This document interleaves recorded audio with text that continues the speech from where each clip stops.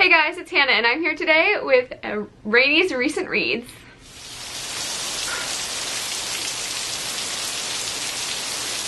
It has been a while since I have sat down and filmed. I usually just do reading vlogs now, so if there's something you guys want to see, let me know.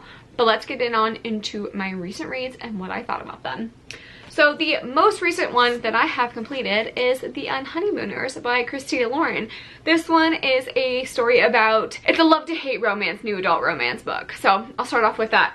It stars a sister who is our main character. Her twin sister is getting married, and her sister's future husband's brother is the best man and she is the maid of honor, and they hate each other with a passion. And they all go to this wedding and they have buffet food and they get sick, and they are the only two who don't get sick.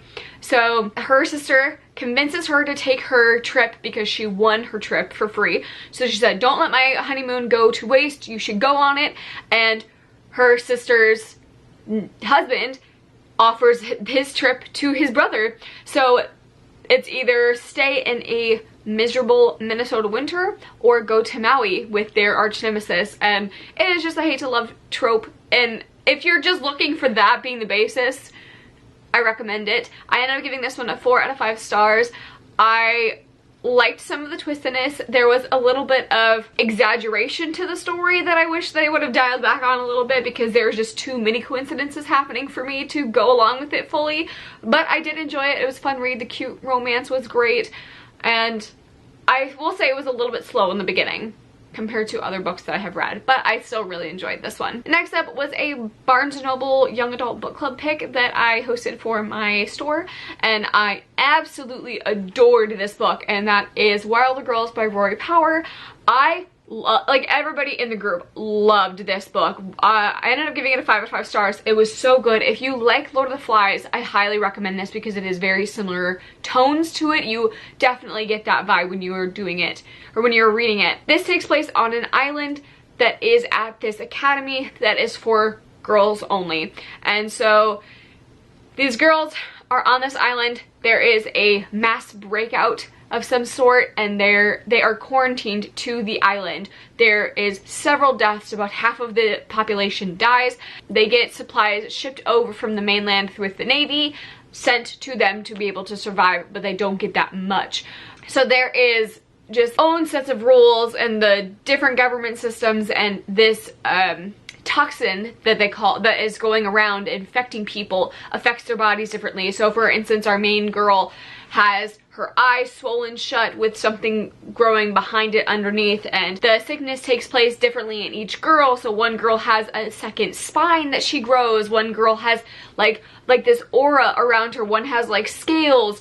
It's all different types of mutations, and it was so good, and I love the twist to it. It is a darker book. It almost reads like a YA thriller at some points, but I wouldn't say quite there yet. It's really good though, and I highly recommend it. If you like Lord of the Flies and you are a fan of queer books, this is the feminist Lord of the Flies, and it's so good. Next up was a reread for me. That was Cavour by Sarah J. Maas. Y'all know about this book already.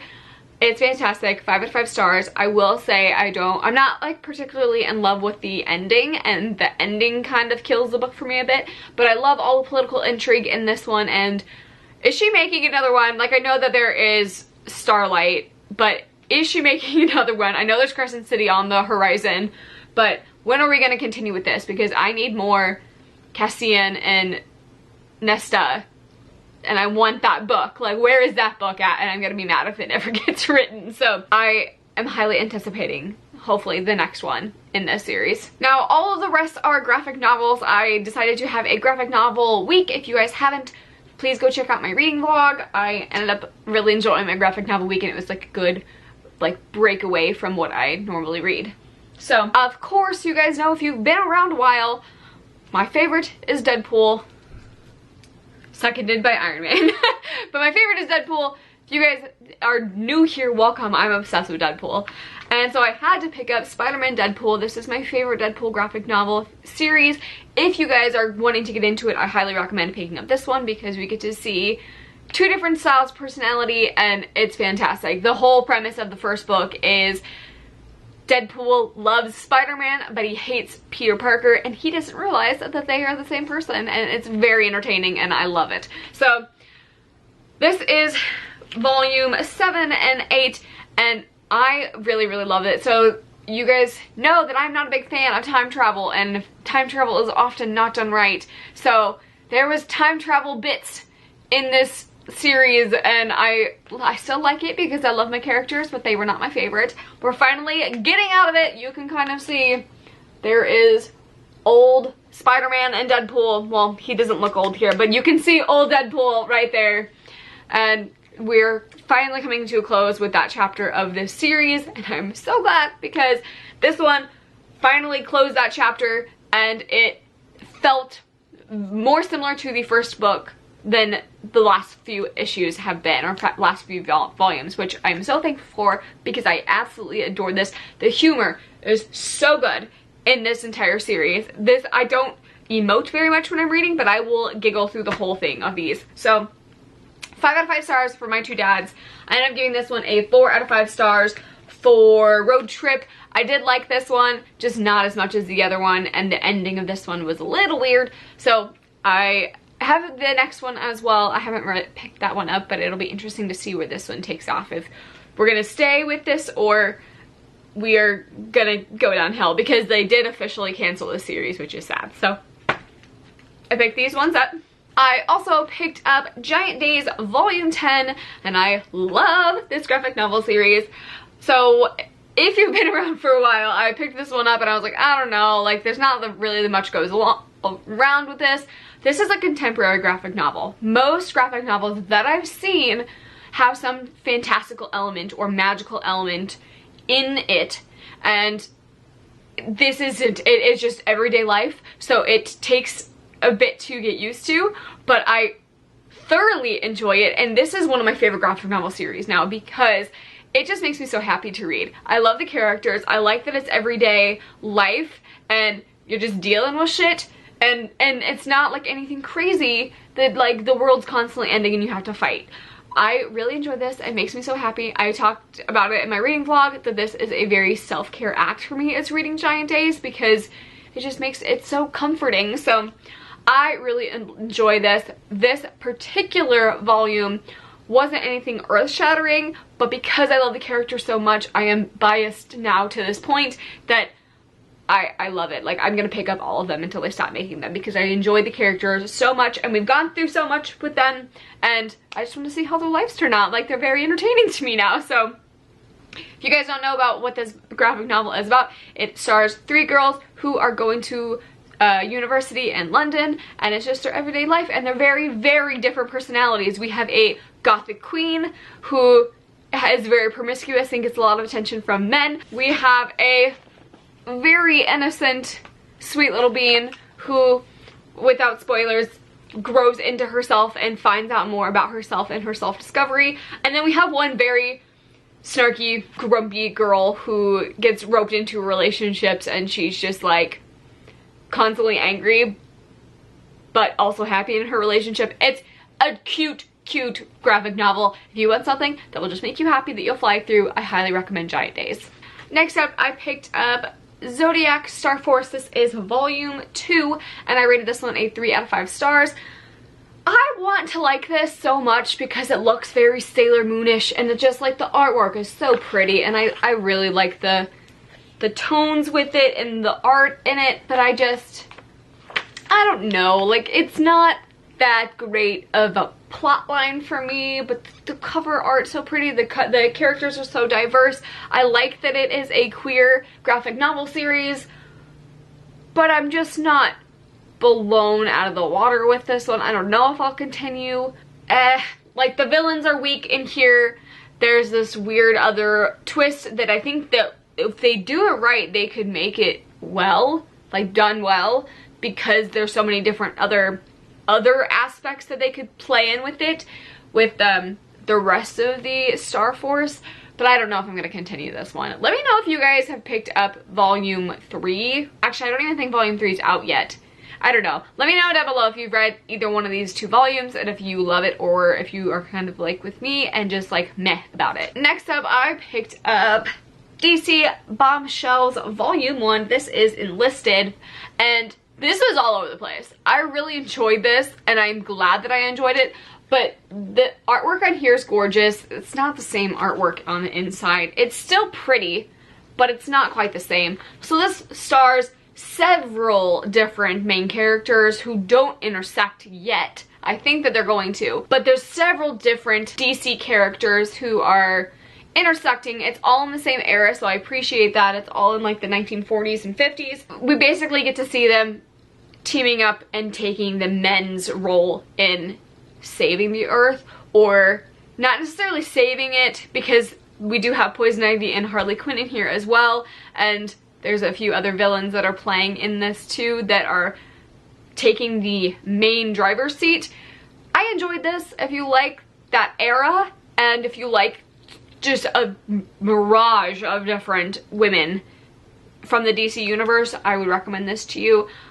If you guys want to know more about it, check out my graphic novel reading vlog, because I have lots of thoughts on each individual character's storyline in that one. But I overall enjoyed it. I think I might pick this one up. It's not like high on my list of graphic novels I want to pick up, but it was really good, and I would really like to continue seeing certain people's storylines. Like, I love Harley Quinn and Poison Ivy, so I think I would really love to see their dynamic played out through this. And there is a few other ones like Mara. I was not expecting to love Mara so much. So that is what I rated that one. And now looking at Goodreads, I realize I haven't updated you on other things, because I forget when I get things from the library that I don't have them here to physically remind me. So I also read Shadow and Bone by Leigh Bardugo. I ended up giving that one a 4 or 5 stars. We do have a live show on that if you want to check that out with the Muggle Studies Book Club. We did read the first one, and then this month we are reading the second one, so please feel free to join us. We really enjoyed it and had a really great discussion on that. We are doing our next live show on the 29th, so make sure you are staying tuned for that, and make sure you are following mine and Gary's Twitter, because we announce when we're doing the live shows and such there. So next up, I will pop a picture up here. I also read The Prince and the Dressmaker by Jen Wang, and I loved this graphic novel. It was so cute and gorgeous. I end up giving this one a 5 out of 5 stars. This is a fantastic LGBTQ graphic novel because it stars a man who is a prince who needs to be courted, and he's trying to court and be married off, but he enjoys dressing up in women's clothes. So he hires this dressmaker to make him this wonderful collection of dresses, and he kind of discovers her, and he goes out in these outfits and wears them and has a different persona. And it doesn't say whether he is just doing it in drag, or if he feels more himself when he's in this, but he just enjoys it no matter what. There's not any labels on it, and it's just a fantastic, heartwarming story, and it's so damn cute, and the artwork is beautiful. I highly recommend checking it out if you haven't already. And the second one is Blue is the Warmest Color. Again, I will pop a picture up here, and this one broke me. I loved this one, and I didn't know what to expect going into this. I just knew that people raved about this graphic novel, and this one I gave 5 out of 5 stars.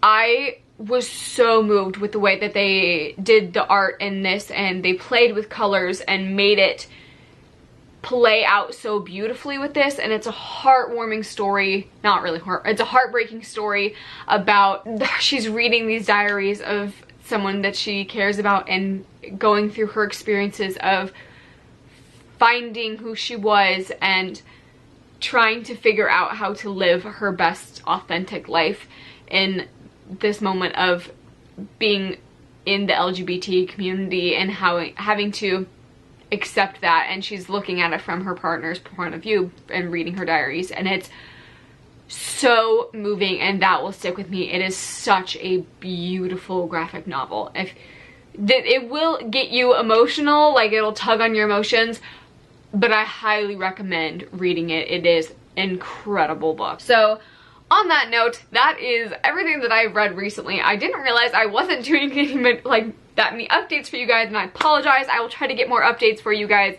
so we don't have so much to go over and this isn't such a long video. So Thank you guys for watching. Hopefully you guys will join Gabby and I for our live show on August 29th, and we will see you guys, or I will see you in my next video. Thank you for watching.